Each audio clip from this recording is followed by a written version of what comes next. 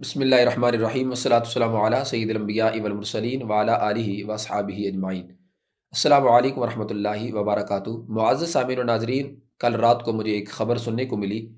انتہائی دکھ ہوا اور اس بات کی تشویش بھی لاحق ہوئی کہ آج ہمارے معاشرے اور سوسائٹی کے اندر اس قدر علماء حقہ اور علماء ربانیین کی توہین، تذلیل و تضحیک کیوں کی جا رہی ہے کہ جو بھی عالم حق بیانی کرتا ہے، حق گوئی سے کام لیتا ہے اور اپنی ذمہ داری پوری کرتا ہے، بجائے اس کے کہ دلائل کے ساتھ اس کا مقابلہ کیا جائے اور اس کا رد کیا جائے، بلکہ اپنی محض ذاتی اناد، تعصب اور بغض کی بنیاد پر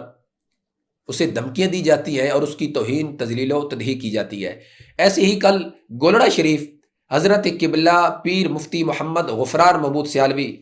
اطال اللہ عمرہ و حفظ اللہ تعالیٰ کے ساتھ بھی ایسا ہی ہوا کہ جامعہ رضویہ ضیاء العلوم کے تربیت یافتہ اور اس حنیف قریشی کے جو لونڈے اور لفنگے ہیں، انہوں نے پیر محمد غفران محمود سیالوی زیدہ شرفہ کے ساتھ بدتمیزی کی اور ان کی توہین کی ہے۔ سب سے پہلے تو میں اس کی پرزور مذمت کرتا ہوں، اور دوسرے نمبر پہ میں اداروں سے یہ کہنا چاہتا ہوں کہ اقدام قتل کے آئین کے تحت ان پر کارروائی کی جائے اور ان کو قانون کے کٹہرے میں لایا جائے کہ اس سے پہلے بھی انہوں نے حضرت قائد اہل سنت کنز العلماء بحر العلوم مولانا مفتی ڈاکٹر محمد اشرف آصف جلالی دامت برکاتہم القدسیہ کے لحاظ سے اس طرح کی حرکتیں کی ہیں، اور حضرت قبلہ کنز العلماء زیدہ شرفہ کے جو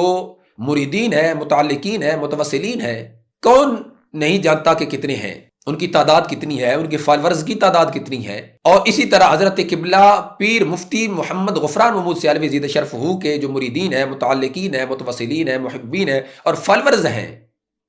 وہ بھی لاکھوں کی تعداد میں ہیں۔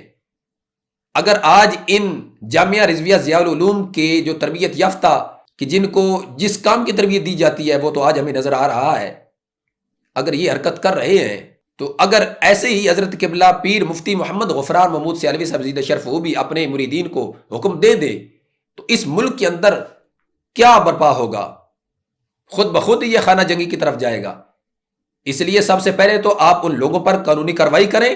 کہ جو علماء حق کا، علماء ربانیین کی تضحیک اور تذلیل کر رہے ہیں اور توہین کر رہے ہیں اور ان کو دھمکیاں دے رہے ہیں۔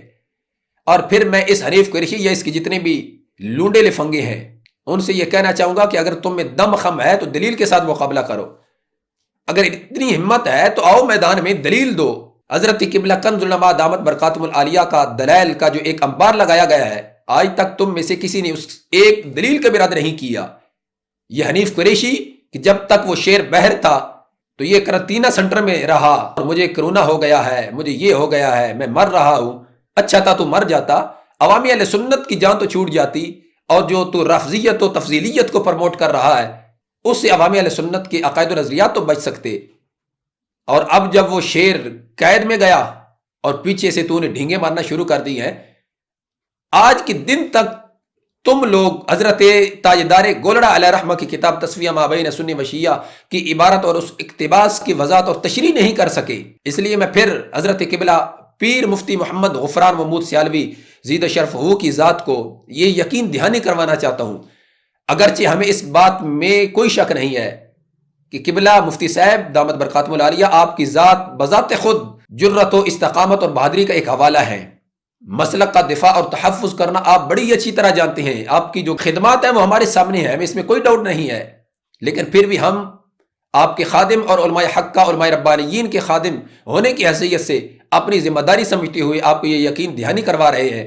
کہ یہ جتنے بھی لونڈے لفنگے اور رفضیوں کے پربردہ ہیں،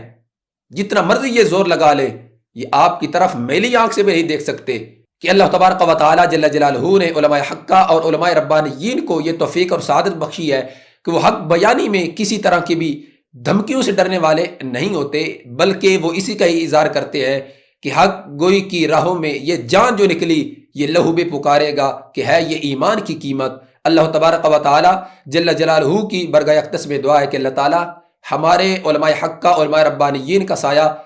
اہل سنت پہ تادیر قائم و دائم رکھے اور ان کی حفاظت فرمائے، اور جو شرپسند عناصر ہیں ہمارے ملک پاکستان کو ان کی شر سے بھی محفوظ و معمور رکھے۔ وما توفیقی الا باللہ۔